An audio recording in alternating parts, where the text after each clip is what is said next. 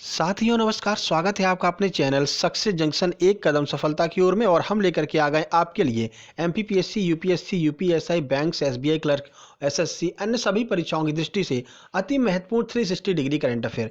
यहाँ पर आपको हर एक प्रश्न के बारे में डिटेल में जानकारी दी जाएगी, जिससे अगर उससे संबंधित कोई अन्य प्रश्न भी बनता है तो उसे भी आप बड़ी आसानी से सॉल्व करके आ सकते हैं। जैसा कि आपको पता है, करंट अफेयर का पैटर्न चेंज हो गया, यानी कि आपसे डीपली जानकारी मांगी जाती है हर एक प्रश्न के बारे में, और आप उस प्रश्न को तभी सॉल्व कर सकते हैं जब आपको उस प्रश्न के बारे में अधिक से अधिक जानकारी होगी। तो उसी पैटर्न को बेस बना करके, वही डीपली जानकारी लेकर के हम आ गए हैं आज की अपनी करंट अफेयर की क्लास लेकर के। तो चलिए शुरुआत करते हैं और आपको बताते हैं कि आज के सेशन में क्या क्या होने वाला है। आइए शुरुआत करते हैं। देखिए,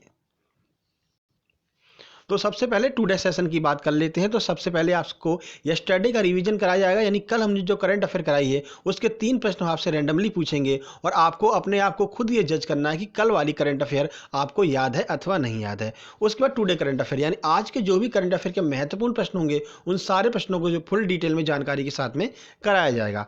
उसके बाद मध्य प्रदेश करंट अफेयर के जो भी महत्वपूर्ण प्रश्न बने होंगे करंट अफेयर के रूप में, उनको कराया जाएगा फुल डिटेल में जानकारी और फोटो के साथ में, जिससे आपको हमेशा के लिए चीजें याद बनी रहें। उसके बाद में स्टैटिक जीके, जो कि आपके सभी परीक्षाओं की दृष्टि से अति महत्वपूर्ण है। हर एक एग्जाम में स्टैटिक जीके के प्रश्न आते हैं, तो स्टैटिक जीके के महत्वपूर्ण प्रश्नों को कराया जाएगा। उसके बाद होमवर्क विद स्क्रीनशॉट, यानी कि कल हमने आपसे एक प्रश्न पूछा था, उसका जवाब जिन लोगों ने भी दिया होगा उनका नाम यहां पर आपको स्क्रीन पर दिखाई देगा स्क्रीनशॉट के साथ में। उसके बाद टुडे होमवर्क, यानी कि आज हम आपसे एक प्रश्न पूछेंगे जिसका जवाब देने पर कल वाली वीडियो में आपका नाम भी देखने को मिलेगा। ठीक है, तो चलिए शुरुआत करते हैं। सबसे पहले रिवीजन वाले प्रश्नों की ओर चलते हैं और देखते हैं रिवीजन का पहला प्रश्न। देखिए, तो हाल ही में किस भारतीय क्रिकेटर को भारतीय क्रिकेट टीम के मुख्य कोच के रूप में चुना गया है? राहुल द्रविड़, एस श्रीकांत, सचिन तेंदुलकर या फिर वीवीएस लक्ष्मण? चलिए आंसर देख लेते हैं। तो सही आंसर है ए, यानी कि राहुल द्रविड़ को अभी हाल ही में भारतीय टीम के लिए मुख्य कोच के रूप में चुना गया है। भारतीय टीम, जैसा कि आपको पता है, श्रीलंका में क्रिकेट खेलने जा रही है, तो श्रीलंका दौरे के लिए राहुल द्रविड़ को मुख्य कोच के रूप में चुना गया है। ठीक है, चलिए आगे बढ़ते हैं, अगले प्रश्न की ओर चलते हैं। देखिए, तो किस राज्य सरकार ने mission oxygen self reliance launch किया है? राजस्थान, उत्तराखंड, बिहार या फिर महाराष्ट्र? चलिए आंसर देख लेते हैं। सही आंसर है डी, यानी कि महाराष्ट्र सरकार ने mission oxygen self reliance launch किया है। और इस प्रश्न के बारे में पूरी जानकारी हमने कल वाली वीडियो में आपको दी है। अगर आपने कल वाली वीडियो नहीं देखी है तो जरूर देख लीजिएगा। सारी वीडियो जो भी करंट अफेयर की आती हैं सभी आपकी परीक्षा की दृष्टि से अति महत्वपूर्ण है और सभी अपने आप में एक अलग महत्व रखती हैं, यानी हर एक वीडियो में हम कुछ ना कुछ एक्स्ट्रा जानकारी देते हैं। ठीक है, तो कल वाली वीडियो भी जरूर देख लीजिएगा। चलिए आगे बढ़ते हैं, अगले प्रश्न की ओर चलते हैं। देखिए, तो सुंदरलाल बहुगुणा का भी हाल ही में निधन हो गया है। वे किस आंदोलन में अग्रणी भूमिका में रहे थे? चिपको आंदोलन, भारत छोड़ो आंदोलन, सविनय अवज्ञा आंदोलन या फिर किसान आंदोलन? चलिए आंसर देख लेते हैं। सही आंसर है ए, यानी कि चिपको आंदोलन में जो है अग्रणी भूमिका में रहे थे कौन? सुंदरलाल बहुगुणा। ठीक है, चलिए आगे बढ़ते हैं और शुरुआत करते हैं आज के करंट अफेयर का। देखिए, तो 24 मई टुडे करंट अफेयर की बात करते हैं। महत्वपूर्ण जितने भी प्रश्न होंगे आपकी परीक्षा की दृष्टि से फोटो और एनिमेशन के साथ में दिखाए जाएंगे, जिससे कि चीज़ें आपको हमेशा के लिए याद हो जाएं और एक भी प्रश्न आपका बाहर नहीं जाने वाला है इस वीडियो सीरीज से करंट अफेयर का। ठीक है, तो चलिए आगाज करते हैं, शुरुआत करते हैं आज के पहले प्रश्न से। देखिए, अभी हाल ही में आईपीएल के बाद कौन सी क्रिकेट प्रतियोगिता कोविड-19 की वजह से स्थगित कर दी गई है? Bangladesh premier league, Asia cup, world cup टी20 या फिर इनमें से कोई नहीं? तो चलिए आंसर देख लेते हैं इसका। सही आंसर है बी, यानी कि एशिया कप को अभी हाल ही में कोविड-19 की वजह से स्थगित कर दिया गया है। चलिए इस प्रश्न के बारे में आपको कुछ डिटेल में जानकारी दे देते हैं। देखिए, तो इंडियन प्रीमियर लीग के रोके जाने के बाद अभी हाल ही में कोविड-19 की वजह से एशिया कप 2020 को भी स्थगित कर दिया है। ये 2020 वाला जो है एशिया कप था, जो टरकते टरकते मतलब खिसकते खिसकते 2021 में आया और बेचारे को 2021 में भी जगह नहीं मिली और अभी इसको स्थगित कर दिया गया है। देखिए, एशिया कप सितंबर 2020 में श्रीलंका में होना था, जिसे कोविड-19 की वजह से जून 2021 तक के लिए आगे बढ़ा दिया गया था और अब इसे जो है स्थगित कर दिया गया है फिर से। देखिए, इस टूर्नामेंट का आयोजन 2020 में पहले पाकिस्तान में होना था, लेकिन भारत और पाकिस्तान के तनाव की वजह से इसे श्रीलंका स्थानांतरित कर दिया गया था। मतलब कि जून 2020 में इसको होना था श्रीलंका में, लेकिन वहाँ से कोविड-19 की वजह से, मतलब सितंबर 2020 में इसको श्रीलंका में होना था, लेकिन कोविड-19 की वजह से आगे बढ़ा दिया गया और जून 2021 कर दिया गया था। लेकिन फिर से यहाँ पर कोविड आ गया और इसको फिर से स्थगित कर दिया गया है और ये भी नहीं बताया अब कि ये अब एशिया कप कब होगा। ठीक है, तो चलिए आगे बढ़ते हैं अगले प्रश्न की ओर। देखिए, विश्व कछुआ दिवस कब मनाया जाता है? 22 मई, 23 मई, 20 मई या फिर 19 मई? चलिए आंसर देख लेते हैं। सही आंसर बी, यानी कि 23 मई को विश्व कछुआ दिवस मनाया जाता है। देखिए, तो विश्व कछुआ दिवस प्रतिवर्ष 23 मई को मनाया जाता है। इस दिवस को सन 2000 में मनाया जाना प्रारंभ किया गया था। अब किसने शुरुआत की थी?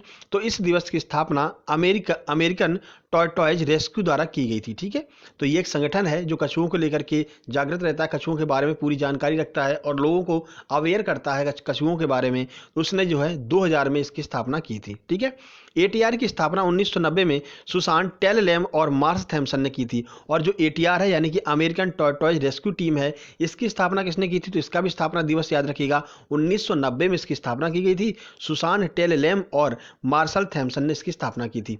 अब देखिए, भारत से संबंधित अभी कुछ दिन पहले ही हमने आपसे टॉर्टॉइज कछुओं के बारे में कुछ जानकारी आपको बताई थी कि गहीर माथा जो वहाँ पर समुद्री तट है, वहाँ पर 1.5 करोड़ जो है ओलिव रिडले कछुए के बच्चे पाए गए हैं। हमने आपको बताया था कि ये बहुत महत्वपूर्ण है प्रश्न है और ये क्या है, लगभग मतलब खत्म पर है ये प्रजाति ओलिव रिडले की। और इसी बीच 1.5 लाख जो है यहाँ पर कछुओं के बच्चे पाए गए हैं ओलिव रिडले के नाम से। ठीक है, तो बहुत ज़्यादा महत्वपूर्ण है आपके लिए। गहीर माथा कहाँ पर है? तो आपको याद रखना, ओडिशा में गहीर माथा तट जो है स्थित है। और साथ ही साथ में ओलिव रिडले कछुए के बच्चे कहाँ पर पाए गए हैं? तो वो भी गहीर माथा तट पर ही पाए गए हैं, ओडिशा में। ये प्रश्न आपको याद रखना है, इससे पहले इस प्रश्न के बारे में हम पूरी जानकारी आपको दे चुके हैं। ठीक है, चलिए आगे बढ़ते हैं अगले प्रश्न की ओर। देखिए, तो अभी हाल ही में किस राज्य सरकार ने होम आइसोलेशन किट जो है लॉन्च की है?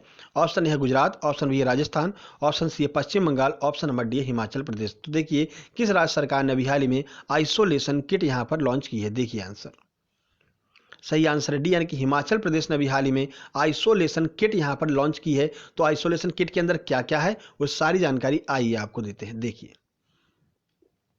हिमाचल प्रदेश के मुख्यमंत्री जयराम ठाकुर ने 22 मई 2021 को होम आइसोलेशन वाले कोविड-19 रोगियों के लिए होम आइसोलेशन किट से लैस 11 वाहनों को हरी झंडी दी है। ठीक है, इन 11 वाहनों में पूरी होम आइसोलेशन वाली किट रखी हुई है और इसमें क्या क्या है देखिए। आइसोलेशन किट में च्यवनप्राश, काढ़ा, सुरक्षात्मक मास्क, सैनिटाइजर, दवाएं, मुख्यमंत्री का संदेश इत्यादि चीजें शामिल हैं। ठीक है, इतनी सारी चीजें जो है एक होम आइसोलेशन किट के अंदर है, जो सभी को घर पर पहुंचाई जाएगी जो लोग होम आइसोलेटेड है। ठीक है, मुख्यमंत्री ने आइसोलेशन में मरीजों के शीघ्र स्वस्थ होने में मदद करने के लिए हिमाचल कोविड-19 मोबाइल ऐप भी लॉन्च किया है। ठीक है, तो हिमाचल कोविड-19 मोबाइल ऐप किसने लॉन्च किया है? तो ये भी आपको याद रखना है, हिमाचल प्रदेश ने जो है कोविड-19 मोबाइल ऐप भी लॉन्च किया है। ठीक है, चलिए आगे बढ़ते हैं। और कोविड फतह किसने लॉन्च किया था? तो कोविड फतह जो है पंजाब ने लॉन्च किया था। हिट कोविड किसने लॉन्च किया था? तो हिट कोविड जो है वो बिहार ने लॉन्च किया था। सारी चीजें आपको याद रखनी है, कोई ना कोई ऐप जो है जरूर पूछा जाएगा परीक्षाओं में। ठीक है, चलिए आगे बढ़ते हैं। देखिए, तो वर्ल्ड कोरियोग्राफी अवार्ड 2020 जीतने वाले पहले भारतीय कौन बन गए हैं? इसे डांस का ऑस्कर अवार्ड भी कहते हैं, यह भी आपको याद रखना है, वर्ल्ड कोरियोग्राफी अवार्ड 2020 को। तो सुरेश मुकुंद, प्रभुदेवा, आदार पूनेवाला या फिर इनमें से कोई नहीं? चलिए आंसर देख लेते हैं। सही आंसर है ए, यानी कि सुरेश मुकुंद जो हैं वो वर्ल्ड कोरियोग्राफी अवार्ड 2020 जीतने वाले पहले भारतीय बन गए हैं। पहले भारतीय बने हैं तो आपके लिए बहुत ज़्यादा महत्वपूर्ण है। जहाँ पर भी पहले शब्द लग जाए तो वो अपने आप में ही एक अलग ही मतलब लेवल हो जाता है उस प्रश्न का, यानी कि अपने आप में उसमें 3-4 स्टार लग जाते हैं और महत्वपूर्ण प्रश्न हो जाता है। चलिए आपको इस प्रश्न के बारे में कुछ जानकारी देते हैं। देखिए, तो एमी अवार्ड से नामित भारतीय कोरियोग्राफर सुरेश मुकुंद ने 10वां वार्षिक वर्ल्ड कोरियोग्राफी अवार्ड 2020 जीत लिया है।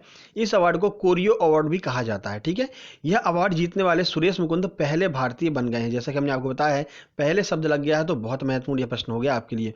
उन्होंने hit American show reality show world of dance में अपने काम के लिए टीवी रियलिटी शो प्रतियोगिता श्रेणी में यह पुरस्कार जीता है। ठीक है, मुकुंद भारतीय डांस द किंग के निर्देशक और कोरियोग्राफर भी हैं। तो एक भारतीय डांस शो है द किंग, इसके निर्देशक और कोरियोग्राफर कौन है?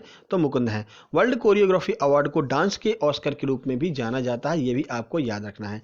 चलिए आगे बढ़ते हैं अगले प्रश्न की ओर। देखिए, तो वयोवृद्ध अभिनेत्री और एक प्रतिष्ठित लेखक नीना गुप्ता की नई किताब का नाम क्या है जो अभी हाल ही में लॉन्च होने वाली है? बिखरे पन्ने, हाफ गर्लफ्रेंड, सच कहूं तो, या फिर इनमें से कोई नहीं। चलिए आंसर देख लेते हैं। सही आंसर है सी, यानी कि सच कहूं तो ये इनकी किताब का नाम है, जो कि प्रतिष्ठित लेखक नीना गुप्ता है। ठीक है, चलिए इनके बारे में कुछ जानकारी आपको देते हैं, देखिए। तो वयोवृद्ध अभिनेत्री निर्देशक नीना गुप्ता की आत्मकथा सच कहूं तो का 14 जून 2021 को विमोचन किया जाएगा, और ये इनकी आत्मकथा है। तो आपको याद रखना है कि ये इनकी ऑटोबायोग्राफी है, सच कहूं तो। ठीक है, यह पुस्तक फिल्म उद्योगों की राजनीति जैसे मुद्दों को संबोधित करती है। यह भी बताती है कि युवा अभिनेता को गॉडफादर या गाइड किए बिना फिल्म उद्योग में बने रहने के लिए क्या करना पड़ता है। जैसे कि आपके सुशांत सिंह राजपूत हैं, बहुत से ऐसे जो अभिनेता हैं जिनका संबंध इससे पहले की फिल्म इंडस्ट्री से नहीं रहा है, फिर वो आकर के किस तरह यहाँ पर स्ट्रगल करते हैं और अपना जो है मतलब कि अपने करियर को आगे बढ़ाते हैं, उसके बारे में इस किताब में बताया गया है। ठीक है, यह पुस्तक नीना गुप्ता के जीवन की कहानी को लोगों के सामने प्रस्तुत करेगी, क्या क्या इन्होंने परेशानियां झेली हैं शुरू से लेकर के लास्ट तक। ठीक है, चलिए आगे बढ़ते हैं, देखिए। तो अभी हाल ही में एंटीबॉडी पहचान आधारित किट डिप कोवेन किस संगठन के द्वारा लॉन्च की गई है? डीआरडीओ, इसरो, सीएसआईआर या फिर बीएआरसी। चलिए आंसर देख लेते हैं। सही आंसर है ए, यानी कि डीआरडीओ के द्वारा अभी हाल ही में डिप कोवेन नाम का जो है एक यहाँ पर इनिशिएट लॉन्च किया गया है। आइए देखते हैं कुछ जानकारी, देखिए। तो डीआरडीओ ने सीरो निगरानी के लिए एंटीबॉडी पहचान आधारित डिप कोविन नामक किट को विकसित किया है। कोविड-19 महामारी विज्ञान को समझने और किसी व्यक्ति के पिछले सार्स सीओवी जोखिम का आकलन करने के लिए यह किट बहुत महत्वपूर्ण साबित होगी। यानी कि इससे पहले जब इसको कोविड हुआ था तो क्या लेवल था और कैसे मतलब ये ठीक हुआ था, इसमें क्या क्या मतलब कि आपके एंटीबॉडी में कितनी एंटीबॉडी यहाँ पर आपके रक्त में मौजूद है, ये सारी जानकारी जो है वो डिप कोविन की मदद से पता चल जाएगी। ठीक है, चलिए डीआरडीओ की बात कर लेते हैं। तो डीआरडीओ की स्थापना 1958 में हुई थी और 1958 में नासा की भी स्थापना हुई थी। कई बार हमने आपको बताया है। वर्तमान प्रमुख कौन है? तो जी सतीश रेड्डी जो है वो वर्तमान में डीआरडीओ के प्रमुख है। ठीक है, चलिए आगे बढ़ते हैं, अगले प्रश्न की ओर चलते हैं, देखिए। तो यहां से आपका 24 मई टुडे एमपी करंट अफेयर यहां पर स्टार्ट होने वाला है। मध्य प्रदेश की सभी परीक्षाओं की दृष्टि से अति महत्वपूर्ण प्रश्न जो भी बनेंगे वो आपको कराए जाएंगे 24 मई करंट अफेयर के रूप में। आइए देखते हैं पहला प्रश्न, देखिए। तो अभी हाल ही में पौधारोपण के लिए अंकुर अभियान की शुरुआत जो है वो किस राज्य सरकार के द्वारा की गई है? उत्तर प्रदेश, मध्य प्रदेश, छत्तीसगढ़ या फिर राजस्थान। चलिए आंसर देख लेते हैं। सही आंसर बी, यानी कि मध्य प्रदेश सरकार के द्वारा पौधारोपण और पर्यावरण के लिए अंकुर कार्यक्रम की शुरुआत की गई है। चलिए कुछ जानकारी आपको देते हैं, देखिए।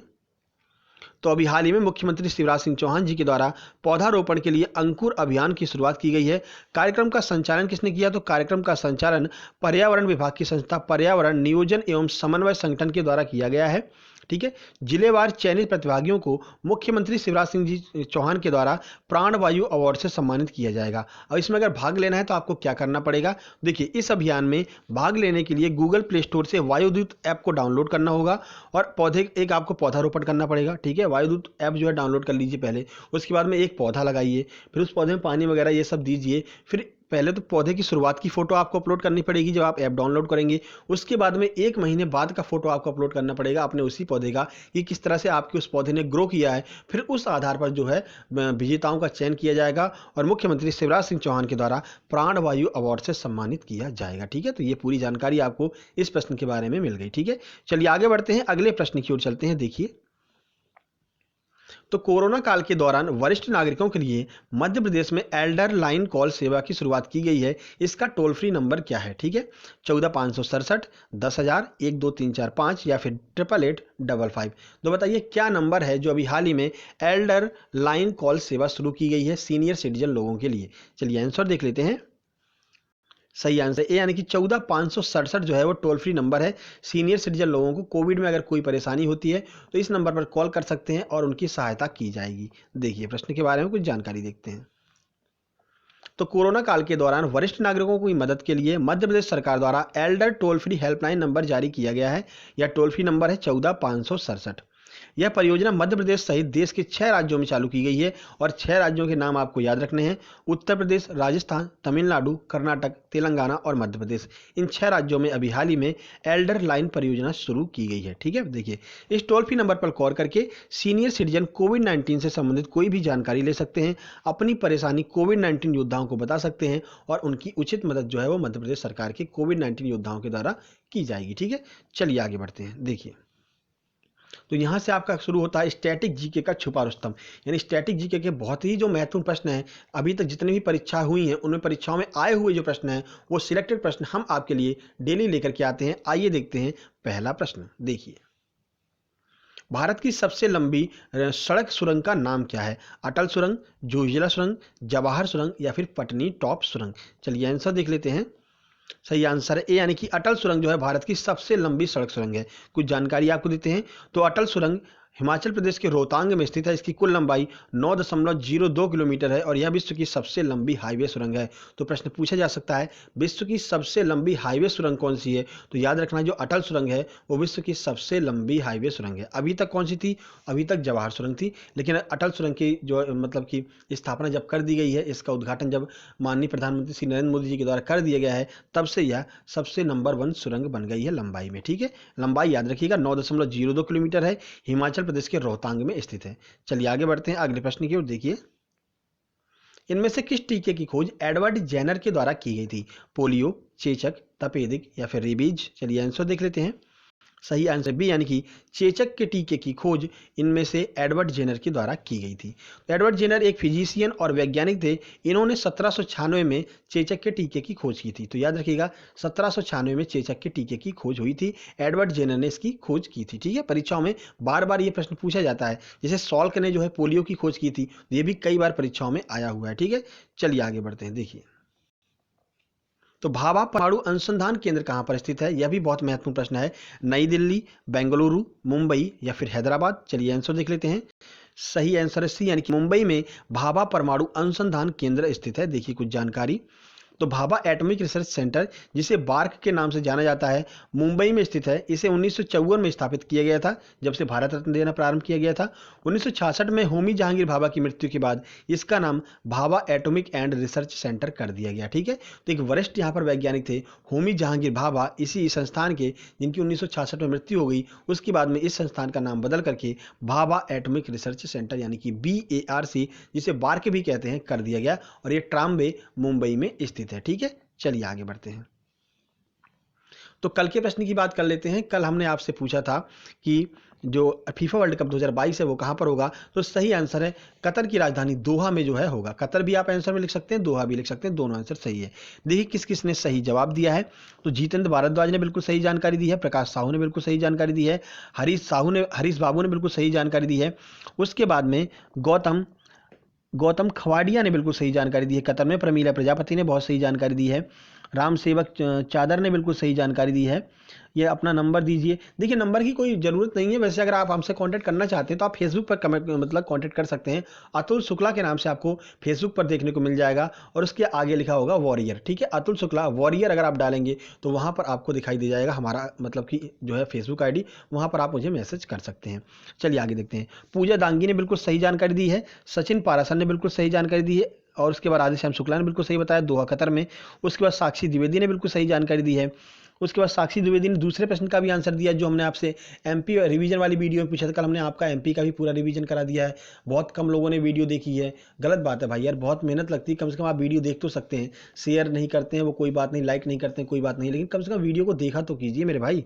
ठीक है, तो साक्षी द्विवेदी ने बिल्कुल सही आंसर दिया कि भोपाल गैस त्रासदी जो है उस समय अर्जुन सिंह वहाँ पर मुख्यमंत्री थे, यही हमने आपसे पूछा था।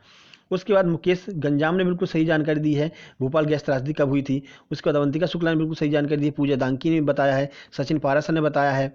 उसके बाद शैलेंद्र चौधरी ने दोनों प्रश्नों का आंसर दिया, यानी कि करंट अफेयर का भी आंसर दिया है और आपके MP वाली वीडियो का भी आंसर दिया है। तो ये कुछ लोग ऐसे हैं जो बिल्कुल दोनों वीडियो देखते हैं और लगातार वीडियो देखते हैं, और मैं वादा कर रहा हूँ आपका एक भी प्रश्न करंट अफेयर का बाहर नहीं जाने वाला है, चाहे वो MP का एग्जाम हो, चाहे वो आपका कोई भी एग्जाम हो, एसएससी हो, पीएससी हो, एमपीपीएससी आपका और बैंक हो, कोई भी एग्जाम हो, आपका करंट अफेयर का प्रश्न यहाँ से बाहर नहीं जाने वाला है, याद रखिएगा।